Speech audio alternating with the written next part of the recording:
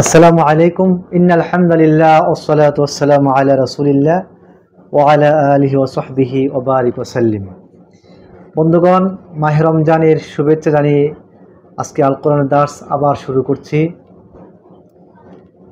আজকে মাহে রমজানের ১৭তম দিন। এই দিনটি এই জমানার মুসলমানদের একটি ঐতিহাসিক প্রেরণার দিন। সেদিনটি হচ্ছে বদরের প্রেরণা। কি প্রেরণা ছিল বদরের, কি চেতনা ছিল বদরের?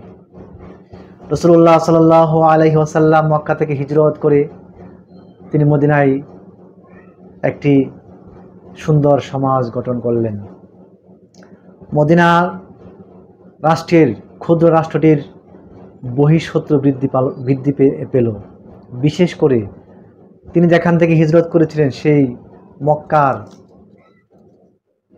দুষ্টচক্র কাফির মুশরিকরা নবী সাল্লাল্লাহু আলাইহি সাল্লামকে মক্কায় যা করতে পারেনি, এবার তারা চেষ্টা করল মদিনা রাষ্ট্রের ক্ষতি করার। এরা কত পাষণ্ড ছিল, এরা কত জালিম ছিল। তাদের ক্ষোভ, তাদের রাগ নবগঠিত মদিনা রাষ্ট্রের বিরুদ্ধে ছিল। এজন্য সে যুগের মুনাফিকদের ইন্ধনে এবং মক্কার বিশিষ্ট কাফিরদের নেতৃত্বে বদর নামক স্থানে 17ই রমজান 2য় হিজরিতে এক অসম যুদ্ধ শুরু হয়। সে যুদ্ধে মুসলমানরা ছিল মাত্র 313 জন আর কাফিররা 1000-এর অধিক। সেই অসম যুদ্ধ মুসলমানদের নতুন রাষ্ট্রের ভিত্তি স্থাপন করেছিল। সেদিন বদরের প্রান্তরে আল্লাহ রাব্বুল আলামিনের সাহায্য এসেছিল। রাসূলুল্লাহ সাল্লাল্লাহু আলাইহি সাল্লাম বদরের প্রান্তরে রব্বুল আলামিনের কাছে দোয়া করলেন, আজকে হচ্ছে হক এবং বাতিলের বিজয়ের দিন। বদরের যুদ্ধের শুরুতে মুসলমানরা যে অস্ত্র ছিল তাদের মনে একটা সন্দেহ ছিল, কিন্তু আল্লাহ তাআলার পক্ষ থেকে যে সাহায্য এসেছিল সে সাহায্যে তারা আনন্দিত হয়েছিল। বদরের যুদ্ধের কথা মহান রব্বুল আলামিন কুরআনুল কারীমে সূরা আলে ইমরানে এবং সূরাতুল আনফাল নাজিল করেছেন শুধুমাত্র বদর যুদ্ধের প্রেক্ষাপটকে অবলম্বন করে। সূরা আনফালের ভিতরে বদরের যুদ্ধের প্রেক্ষাপট, পটভূমি বিস্তারিত বিবরণ রয়েছে।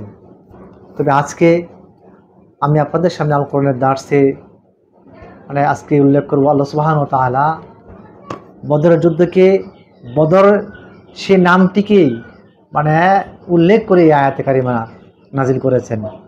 মুসলমানরা অস্ত্রশস্ত্র তেমন ছিল না, সংখ্যায় কম ছিল, কিন্তু সত্যবাদী ইমানদার একদল নিবেদিত প্রাণ যদি তাদের সংখ্যা যতই ক্ষুদ্র হোক না কেন বৃহৎ শক্তির বিরুদ্ধে তারা বিজয়ী হয়। সুবহানাল্লাহ। যেরকমভাবে সাহাবায়ে কেরাম রোজা অবস্থায় ছিলেন, তাদের অস্ত্র ছিল না, তাদের ঘোড়া ছিল না, তারা পদাতিক বাহিনী ছিল কাফির মুশরিকদের চাইতে বেশি না, পদাতিক বাহিনীও কম, আবার ঘোড়া সওয়ারাও কম, অস্ত্র ঢাল তলোয়ারও কম। কাফিরদের পদাতিক বাহিনী বেশি, অস্ত্র বেশি, ঘোড়াও বেশি ছিল। কিন্তু এরপরেও আল্লাহ সুবহানাহু ওয়া তাআলা বদর যুদ্ধকে মুসলমানদের বিজয় দান করেছিলেন। সেদিন সেই যুদ্ধ বলা হয়েছে, আল্লাহ পাক বলেন, ওয়ালাকাদ নাসারাকুমুল্লাহু বিবাদরিন ওয়া আনতুম আযিল্লাতুন। আল্লাহ পাক বলেন ওয়ালাকাদ নাসারাকুম, আল্লাহ সুবহানাহু ওয়া তাআলা তোমাদেরকে সাহায্য করেছেন। ওয়ালাকাদ নাসারাকুমুল্লাহু, আল্লাহ সুবহানাহু ওয়া তাআলা তোমাদেরকে সাহায্য করেছেন বিবাদরিন, বদরের প্রান্তরে, ওয়া আনতুম আযিল্লাতুন, আর তোমরা ছিলে দুর্বল। ফাত্তাকুল্লাহা, অতএব আল্লাহ তাআলাকে তোমরা ভয় করো, লাআল্লাকুম তাশকুরুন, আর তোমরা সম্ভবত কৃতজ্ঞ আদায়কারী বান্দা হবে। বন্ধুগণ, তাহলে ওয়ালাকাদ নাসরাকুমুল্লাহু বিবাদরিকুম, ওয়ালাকাদ নাসরাকুমুল্লাহু বিবাদরিন, আল্লাহ পাকের পক্ষ থেকে যে বদরের যে সাহায্যটা ছিল, কি সেই সাহায্য ছিল? তাফসিরে এসেছে বদরের প্রান্তরে সাহায্য ছিল অনেকভাবে।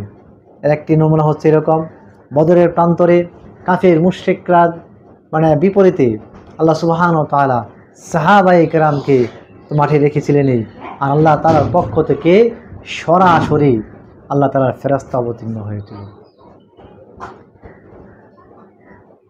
সরাসরি আল্লাহ তাআলার সাহায্য এসেছিল ফেরেশতাদের মাধ্যমে। এই মদদ, এই প্রেরণা, ঐশী যে প্রেরণা, সেই প্রেরণা আজও মুমিনদেরকে আনন্দিত করে, উদ্বলিত করে। মুমিনদের সংখ্যা যতই ক্ষুদ্র হোক না কেন, বদরের প্রেরণা এটাই, আমরা সংখ্যায় কম হতে পারি, ইসলাম প্রতিষ্ঠা করার জন্য, দিন প্রতিষ্ঠা করার জন্য আজকে ক্ষুদ্র জামাত হতে পারে, ক্ষুদ্র দল হতে পারে ইসলামের। এই ক্ষুদ্র ক্ষুদ্র দলে বৃহৎ শক্তির বিরুদ্ধে আজকে যদি আমরা চিন্তা করি, সারা বিশ্বের যে মুসলিম আছে তারা একটি বৃহৎ শক্তি নয়, ক্ষুদ্র শক্তি। মুসলমানদের বিপরীতে জায়নিস্ট মুভমেন্ট এবং ইঙ্গো মার্কিন যে জোট, সেটি হচ্ছে অনেক শক্তিশালী, সারা বিশ্ব ওয়ার্ল্ডকে তারা নিয়ন্ত্রণ করে। একদিন আল্লাহ সুবহানাহু ওয়া তাআলা সেই বদরের মতো আবার মুসলমানদেরকে বিজয় দান করবেন। এই ছিল বদরের প্রেরণা। বদরের প্রেরণা ছিল মরলে শহীদ, বাঁচলে গাজী। বদরের প্রেরণা ছিল আমরা দুর্বল হব না, নিস্তেজ হব না, নীরব হব না, নিতর হব না, যতদিন না আল কোরআনকে বিজয়ী হিসেবে না পাবো। আল্লাহ সুবহানাহু ওয়া তাআলা আমাদেরকে বদরের প্রেরণা নিয়ে দিন প্রতিষ্ঠার কাজে নিয়োজিত হওয়ার তৌফিক দান করুন। ওয়া মা আলাইনা ইল্লাল বালাগ। আসসালামু আলাইকুম ওয়া রাহমাতুল্লাহি ওয়া বারাকাতুহু।